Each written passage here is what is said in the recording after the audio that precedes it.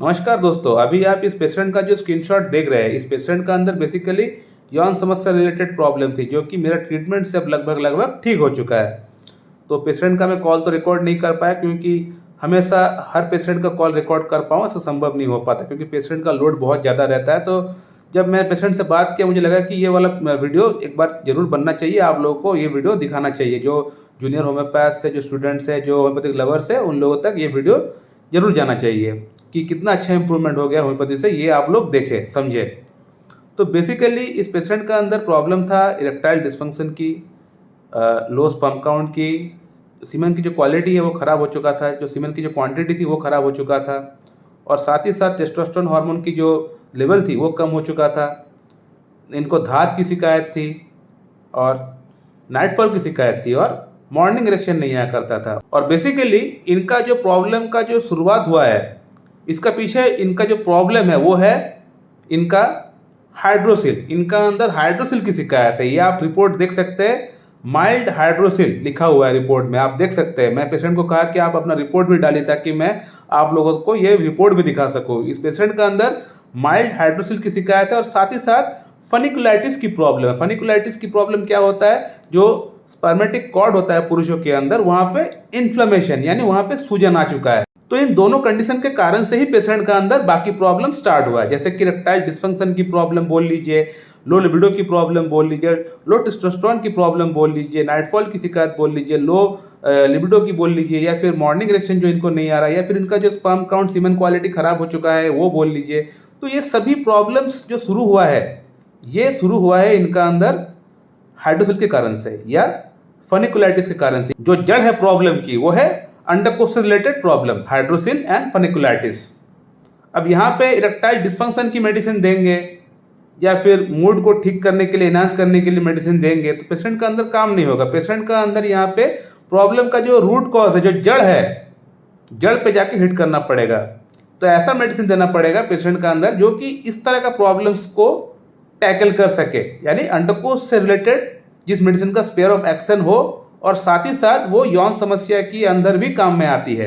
तो ऐसा मेडिसिन हमें प्रिस्क्रिप्शन करना पड़ेगा।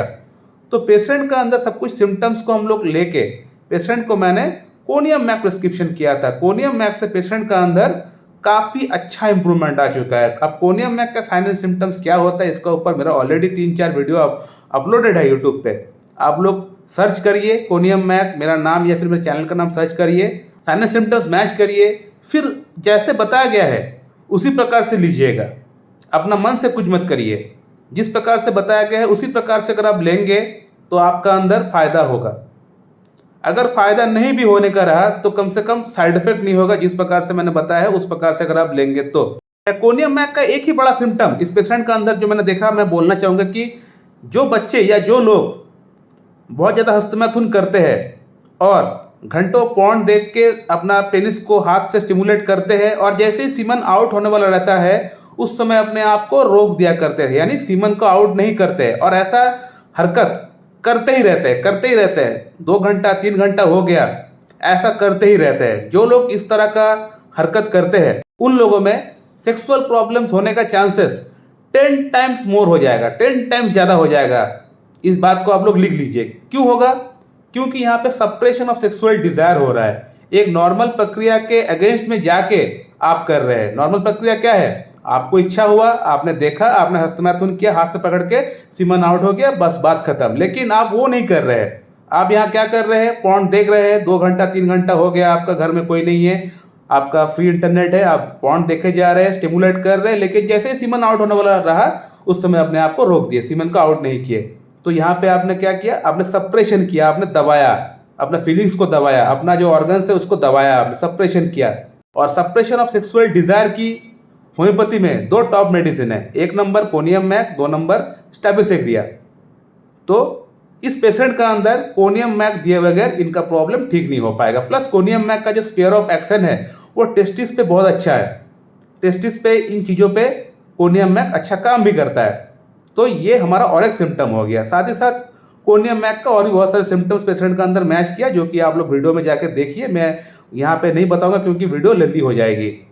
तो इन सभी सिम्टम्स को देख के कोनियम मैक प्रिस्क्रिप्शन किया। कोनियम मैक से पेशेंट का प्रॉब्लम बिल्कुल 90% तक ठीक हो गया। आप लोग पेशेंट का फीडबैक देख सकते हैं कि कितना अच्छा इंप्रूवमेंट पेशेंट का अंदर हुआ है। यहाँ इस केस में मैंने पेशेंट का अंदर कोई टॉनिक, कोई पेटेंट, कोई कॉम्बिनेशन, कोई 5-6 मेडिसिन एक साथ मिला के, कोई 8-10-15 मेडिसिन कुछ भी नहीं दिया। सिंगल मेडिसिन प्रिस्क्रिप्शन किया, कोनियम मैक दिया, पेशेंट का प्रॉब्लम ठीक हो गया।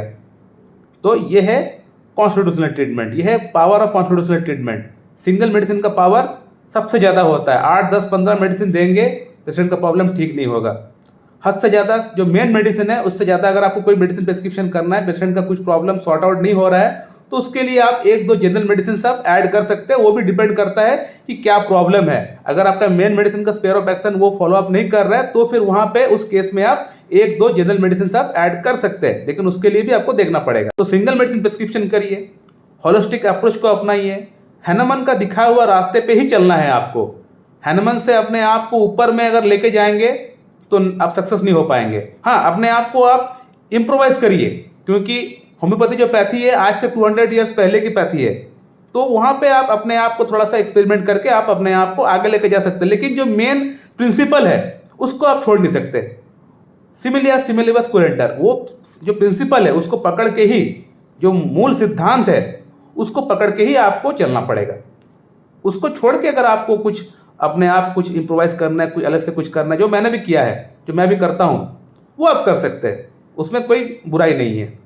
लेकिन जो मेन प्रिंसिपल है, जो मेन लाइन है, उसको आपको पकड़ के ही आगे चलना पड़ेगा, तभी जाके आप सक्सेस हो पाएंगे एज ए डॉक्टर।